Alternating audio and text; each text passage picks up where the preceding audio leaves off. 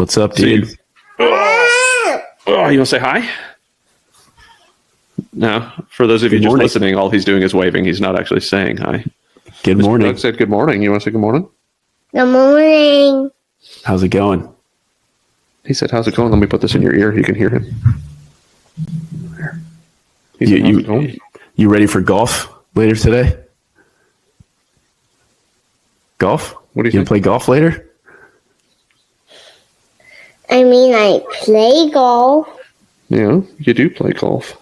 Do you like golf? Yeah. Do you only like it because Daddy likes it? No. No. Fun. Good. You're like Said the right answer. You're like, please don't say yes. You're a crazy boy. All right, can Daddy finish his call? Can you say goodbye to Mr. Doug? Bye. Bye. Boop. See you later, buddy. Do you know where pink egg is? I don't know where your egg is, buddy, but you're making the middle of this podcast really awesome. Love you, buddy. That's funny. And welcome to fatherhood at home. Yeah. So with wrestling, because I grew up in Texas, where wrestling, like, I didn't know anyone that wrestled. It just wasn't a thing where in Houston, at least. But like the cutting weight thing, that always seemed, when I heard about that, because I played rugby in college and there were a lot of wrestlers that also played rugby. And I heard about the cutting weight thing where it's like, oh, you're going to lose like 20 pounds like before a thing. Like, that sounds really unhealthy. Was that a thing at that small of an age? Sure was. Gosh. Yeah. The other one had to come in now because the youngest one came in. So now Adam had to come in. Spider-Man. But yeah, hiding behind it. Yep, Spider-Man for sure. He's a big fan of the old Spider-Man. But he's got a shark tooth on speed too. Show the shark tooth. After we just got done like telling him about the shark tooth. So here's one of the necklaces that they gave, one of the cheap ones. How much is that but necklace? We're going to build nicer ones. That one he got for free while we were there. But we could probably sell that one for maybe $6. This one? Yeah, I'm not going to sell it. I'm just saying that we probably could. The ones you build, we can sell for probably $10. Yeah. All right. But yeah, cutting weight was for sure a thing. The hard part was, so you didn't get to cut as much, right? Because your weigh-in was the morning of the meet. So if it was a Saturday morning invitational, then your weigh-in was that morning. So if you were cutting weight, it couldn't be a ridiculous amount because you had to recover enough to be able to go and wrestle. But you could still cut, 7 pounds in a short time and then fuel up on a bunch of water. I mean, you running in a sauna suit, going for a run in a sauna suit, sweating your butt off, just pulling all the liquid out, and is what it is. That was part of what it was. I never really had to worry about it much because I was always so small. But I knew there were plenty of people on my team that were cutting weight pretty hard.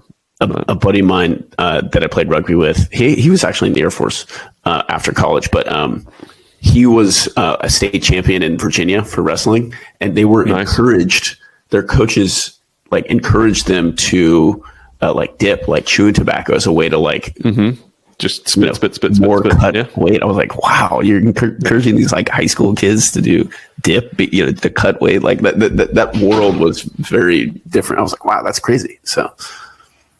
Yeah, I mean, there were people on the bus all the time on the way to spit in bottles so that they wouldn't swallow any of their saliva, so that at the infinitesimal amount. But if you're overweight, you're not wrestling. You can't, it ain't happening. So people did what they had to do. If they were 135 pound weight class and they're usually around 140 pounds, they're cutting 5 pounds before every meet.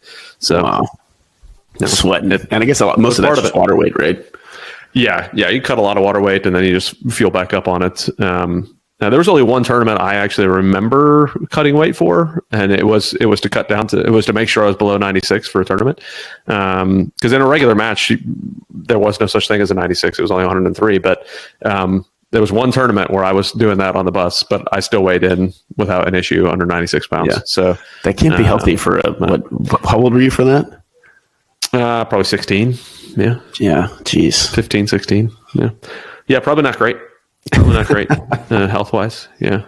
But yeah. And it was funny because you look at some of the other folks, they were much larger and much more muscular, because I was such a late bloomer on getting, any testosterone in my body at all. But all these other guys who had, hit puberty at 10 years old and like they're beefy and like, 6-pack abs. I'm like, where did I don't know where either one of us cut it from, because you got nothing but muscle and I've got nothing but bones. Like where are we cutting this weight from?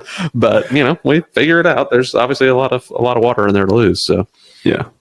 But that was nothing that, to go back to the parent thing, my parents never pushed me on that. And that's one thing that I wish my parents would have done is make me commit to some of those things. Cause like when I would quit halfway through a football season because, A, I would never play. B, I was too afraid to go play because going back to that thing, I'm getting hit by people who, hit puberty 10 years ago, and here I am trying to figure out life, and I'm like, I don't even know what to do, and I'm getting destroyed. I was like, this is they have no mustaches. fun. I know, like they've got mustaches, and here I am, like still hoping for armpit hair, like and now I'm like the furry bear. It's ridiculous. Anyways, good beard, that's for sure. Yeah. Well, thank you. But yeah, I wish that my parents would have taught me a little bit more about the commitment side on that. Like, I wish that I would have committed a bit more, is what I should say. Like, it was on me. I should have committed a bit more, but I bounced around, and I almost always went back to cross country because that was something I was good at. I could run long distances. I still can. I can still do pretty well, even though I'm a little chubbier now than I used to be. But it's I kept trying things that I thought would make me look cool. And I think that's another one of those conversations to have with the kids. Go for what you enjoy, go for what you want to do, not for what you think people want to do, want you to do. So I don't really know how to attack that conversation yet, because there hasn't been a ton of social pressure yet for a third grader going into fourth grade, right? It's not really, that social pressure is not there yet, but I'm not sure how I'm going to deal with that. One thing that gives me, I guess, anxiety isn't the right word, but that I'm like, concerned with in the future is like the whole like bullying thing and, kids not fitting, they feel like they don't fit in, or other kids being mean to them. Like, have you encountered any of that yet? That's something that kind of, that we do think about, my wife and I. So I've had some of the conversations, but we haven't actually encountered it yet. Not real bullying, like some picking on, right? But one of the ways that I typically talk about, especially now that we've got a little girl, so I've got 2 older boys, and now we just had the little girl. So I'm telling them, like, I don't care. You will not ever hit somebody or bully somebody unless they're bullying you. If you're protecting somebody else or protecting yourself, it's game on. Like, you do what you have to do. Like, there's going to be a bully out there one day that I am not going to have an issue at all if you punch him in the face. I don't care if you get suspended from school. I don't care what goes on. If that bully is picking on your brother, picking on your sister, picking on one of your friends, doing violence to somebody else, protect your friend, protect your family. That's all. Like, I don't care one way or another. So that's more of the conversation I have, and I word it a little bit differently when I'm talking to an 8-year-old. But it's more like, if in protection of self and others, it doesn't bother me. You do what you have to do. Like, that's your job. It's your job as a man, as you're growing up, to learn how to protect yourself and others. And if it happens, it happens. But if I find out you're the bullying one, if you're the one doing the bullying, we're gonna have issues, right? Because like once in a while he'll do something to his, like the older one will do something to his little brother, and I'm like, you see what you just did? That's really close to bullying. Like, you don't think about it as bullying, but that's what you're doing to your little brother.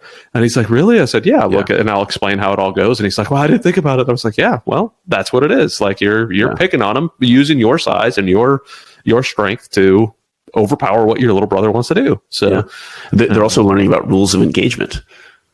Yes, for sure. Yes.